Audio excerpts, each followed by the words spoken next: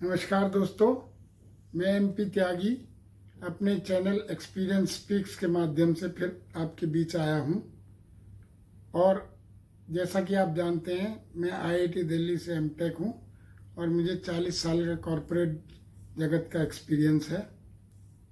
तो जैसा आप देख रहे हैं, मैं आपसे प्रॉपर फिजिकल डिस्टेंस मेंटेन करके चल रहा हूं, पर सोशल डिस्टेंस आपसे कम करने का प्रयास कर रहा हूँ। यानी शारीरिक दूरी बनाए हुए आपसे सामाजिक दूरी कम करने का कोशिश कर रहा हूँ। और ये तभी संभव है यदि आप हमसे जुड़े रहेंगे। तो आप में से जिन्होंने भी अभी तक मेरा चैनल सब्सक्राइब नहीं किया, वो कृपया आप कर दें। तो दोस्तों, हम सब आज तो बड़ी शांति से घर में बैठे हुए हैं और लग रहा है सब एक ही नाव में सफ़र कर रहे हैं। ना कोई राजा है, ना कोई रंक है, ना कोई द्वेष है, ना कोई ईर्ष्या है, और ज़िंदगी ऐसे ही चली जा रही है। कभी कभार ज़रूर महसूस होता है कि सब कुछ ठप पड़ा होने के कारण कुछ लॉस ज़रूर हो रहा होगा।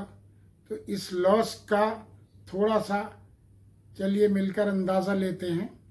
तो जो loss India as a whole पर एग्रीगेट लेवल पर हमको हो रहा है, वो है $5 बिलियन पर डे, यानी कि जिसका मतलब है 35,000 करोड़ रुपए पर डे। लॉस भारी अवश्य दिखता है, पर कोई घबराने का विषय नहीं है। हम भारतवासियों में कोई भी समस्या में एकजुट होना बहुत अच्छी तरह आता है।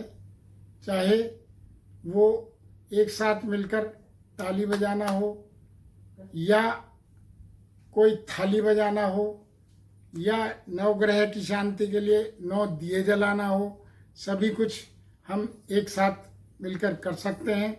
इसीलिए अब हम केवल इंतज़ार कर रहे हैं इस चीज़ का कि लॉकडाउन कब समाप्त हो, और फिर हम सब एकजुट होकर जी जान लगाकर इस तरह के लॉस की भरपाई कर देंगे।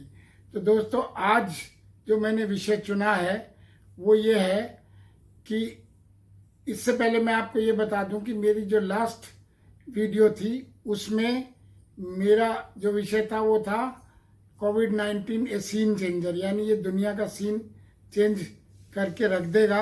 और उसमें मैंने लूजर्स और गेनर बिजनेसेस बताए थे। तो उसको दोबारा ना दोहराते हुए मैं आपको ये बता दूं कि जो लूजर बिजनेसेस थे उनमें एक बिजनेस था मैन्युफैक्चरिंग का। तो इसलिए आज जो मैंने विषय चुना है वो चुना है revival of the manufacturing sector, क्योंकि ये वो सेक्टर है जो हमारे सभी तरह के लॉसेस को सबसे जल्दी रिकवर कर सकता है। तो इसको भी मेनली ब्रॉडली 2 भागों में बांटा जा सकता है। एक एमएसएमई सेक्टर है जो स्मॉल इंडस्ट्री से ताल्लुक़ रखता है, और दूसरा बिग इंडस्ट्रीज़ का है। तो जो एमएसएमई सेक्टर है, क्योंकि ये संख्या में ज़्यादा है, तो ये ज़्यादा जीडीपी को कंट्रीब्यूट करता है। तो हमारा मेन फोकस तो आज एमएसएमई सेक्टर पे है। और लेकिन जो मॉडल मैं दूंगा वो एक परफेक्ट मॉडल है रिवाइवल का, और जो कि लार्ज इंडस्ट्रीज वाले भी उतनी ही खूबी उसको इस्तेमाल कर सकते हैं। ऐसा मैं इससे पहले आपको ये बता दूं कि इस पे मेरा बहुत रिच एक्सपीरियंस है। मैंने एक बहुत बड़ी टायर इंडस्ट्री जो 7 साल से बंद पड़ी थी उसको रिवाइव किया, और रिवाइव इतना खूबसूरती से हुआ कि एक मल्टीनेशनल ग्रुप उससे प्रभावित होकर उन्होंने उसको एक्वायर कर लिया, और आज वो बड़ी successfully as an MNC company चल रही है। दूसरा काम मैंने ये किया कि आपको विस्तार पूर्वक सारे पॉइंट्स एमएसएमई के लाने के लिए मैंने एमएसएमई ओनर्स, बहुत सारे ओनर्स का टेलीफोन पे इंटरव्यू लिया, और कुछ एक्सपर्ट्स के वेबिनार्स भी अटेंड किए, और उसी के आधार पे अब मैं आपको बताऊंगा कि उनकी क्या समस्याएं हैं और उनकी क्या आशाएं हैं। तो एमएसएमई सेक्टर की जो मेन इस समय उनको दिखती है कि क्या समस्या होगी उन्हें दोबारा रिवाइव करने में, उनमें सबसे पहली समस्या जो आती है वो है वर्किंग कैपिटल की, क्योंकि वर्किंग कैपिटल जो अभी थी वो इरोड हो चुकी होगी, तो इसलिए उसको दोबारा से जनरेट करना होगा। दूसरी समस्या होगी लेबर की, क्योंकि लेबर काफ़ी माइग्रेट कर गई अपने होम टाउन्स को, और इसमें भी मेनली स्किल्ड लेबर यदि नहीं अवेलेबल होगी तो चलाना थोड़ा मुश्किल होगा। एक समस्या ये भी आएगी कि जो लॉकडाउन पीरियड में क्योंकि कोई रिवेन्यू जनरेशन नहीं हुई तो उसकी जो सैलरीज देने की बात कही गई है तो वो भी एक विषय होगा जिस पे थोड़ा नेगोशिएट करना पड़ेगा। और एक जो आखिरी बात उनकी समस्याएं ये है कि जो सप्लायर और कस्टमर्स की चेन है वो भी अब तक ब्रेक हो गई होगी तो उसे दोबारा रिवाइव करना पड़ेगा। तो अब उनकी जो एक्सपेक्टेशंस हैं from the government of India in terms of support और बेलिंग आउट दिस सेक्टर वो काफ़ी लंबी लिस्ट है।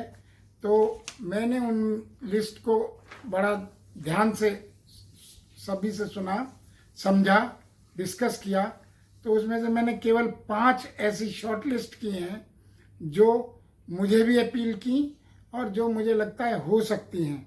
तो सबसे पहली उनमें यह है कि गवर्नमेंट ऑफ इंडिया ने प्रपोज किया एक प्रोविडेंट फंड स्कीम जो गवर्नमेंट फंड करेगी और पर उसमें 2 लिमिट उन्होंने रख दिए गवर्नमेंट ने कि जो भी फैक्ट्री जिसमें 100 से कम एम्प्लॉयज़ हैं और उसमें भी 90% एम्प्लॉयज़ 15,000 से कम तनख्वाह लेते हैं उनके लिए एप्लीकेबल होगी। तो लोगों ने इसका स्वागत किया है, लेकिन ये लगता है कि ये प्रैक्टिकल नहीं होगी। तो उन्होंने कहा ये लिमिट्स जो हैं सैलरी की और एम्प्लॉयज़ की रेज करनी चाहिए। दूसरा पॉइंट था कि banks should provide 10% extra working capital limit without any interest for 1 year. तीसरा पॉइंट ये था कि मॉरेटोरियम एक अनाउंस किया है रिजर्व बैंक ने ऑन लोन्स फॉर 3 मंथ्स। तो इसमें भी वो ऐसा एक्सपेक्ट करते हैं कि इसमें कंप्लीट वेवर ऑफ इंटरेस्ट भी होना चाहिए। चौथी बात यह है कि जो इंटरेस्ट रेट्स है लोन्स पे वो तो डेफिनेटली रिड्यूस होना चाहिए एटलीस्ट बाय 2%। और मुझे लगता है इस बारे में सोच विचार भी चल ही रहा है। और लास्ट पॉइंट जो मैंने इसमें पिकअप किया है, ऐसे तो बहुत पॉइंट थे, वो ये है कि ये कुछ लोगों ने कहा कि जो फर्स्ट क्वार्टर है जो अप्रैल टू जून क्वार्टर है इसमें क्योंकि लॉस तो होने ही वाला है तो provisional loss of this quarter should be set of for tax purposes. तो ये 5 बातें थी जो वो हैं। तो दोस्तों अब मैं चलता हूँ एक्चुअल फिजिकल रिवाइवल मॉडल पे जिसमें फैक्ट्री स्टार्ट करनी होगी। तो ये जो मॉडल है इसको आप बड़े ध्यान से देखें क्योंकि ये बहुत आइडियल मॉडल मैंने बनाया था अपनी फैक्ट्री को रिवाइव करने के लिए। और आप इसको यदि यूज़ करेंगे तो ये आपको फैक्ट्री को ऑपरेशनली बहुत स्मूथ कर देगा। तो आप इसे ध्यान से सुने। ये मैंने एक पिक्टोरियल डायग्राम के द्वारा आपको समझाने की कोशिश की है। तो चलते हैं इस पिक्टोरियल डायग्राम पर।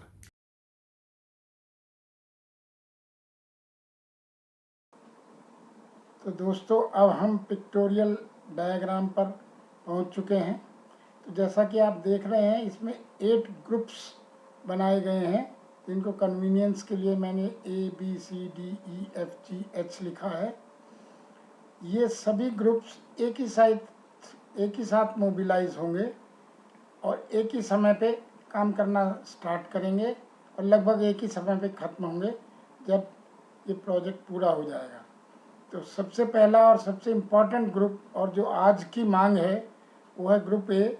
यानी इस ग्रुप में कोविड-19 से कनेक्टेड कॉम्प्लायंसेस करनी होंगी in terms of PPE, masks, sanitizers, availability of sanitizers, even some trenches may have to be made, thermal sensors, और ये सब का प्रबंध करना होगा। और जो भी इंस्ट्रक्शंस गवर्नमेंट ऑफ इंडिया ने इस बारे में दी हैं जो कि बड़ी डिटेल्ड हैं उन सब का पालन करवाने वाला ये ग्रुप होगा।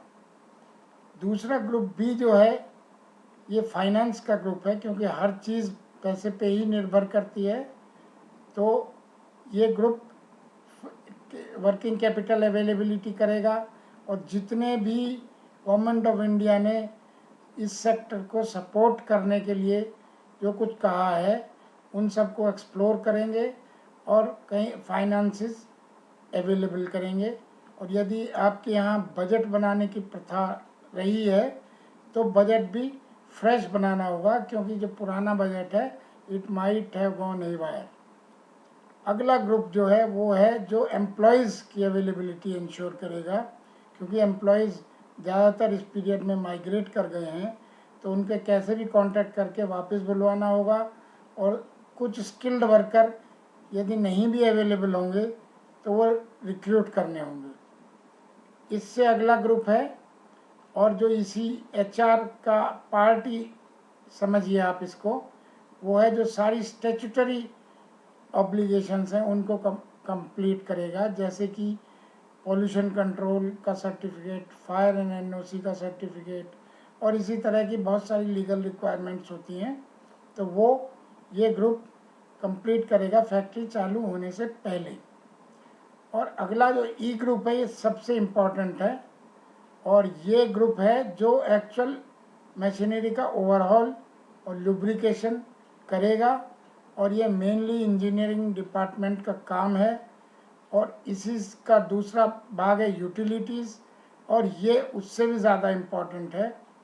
और स्पेशली वैसे तो सब इंजीनियरिंग डिपार्टमेंट्स को मालूम होता है, फिर भी आपको ध्यान दिला दूं कि जिन कंपनीज़ में, जिन फैक्ट्रीज़ में बॉयलर है, तो बॉयलर से जो भी पाइपलाइन अंदर जाती है, जो कि हेडर पाइपलाइन कहलाती है, हेडर पाइपलाइन और इवन ब्रांच पाइपलाइंस भी, इन सब का बहुत प्रॉपर हाइड्रोलिक टेस्ट करना होगा through a separate hydraulic pump. और कहीं पर भी लीकेज पाई गई उसको प्लग करना होगा बिफोर स्टार्टिंग द ऑपरेशंस। अगला जो डिपार्टमेंट जो मैंने इसमें ग्रुप बताया है, एक ऑप्शनल ग्रुप है, पर ये मैंने इसलिए दिया है क्योंकि मैंने इसका बहुत अच्छा यूज़ किया था अपने मॉडल में, कि बहुत सी चीज़ें हम सोचते रहते हैं कि हम इम्प्रूवमेंट करेंगे प्लांट में, पर ऐसा लगता है कि ये तब तक नहीं हो सकती जब तक प्लांट बंद ना हो।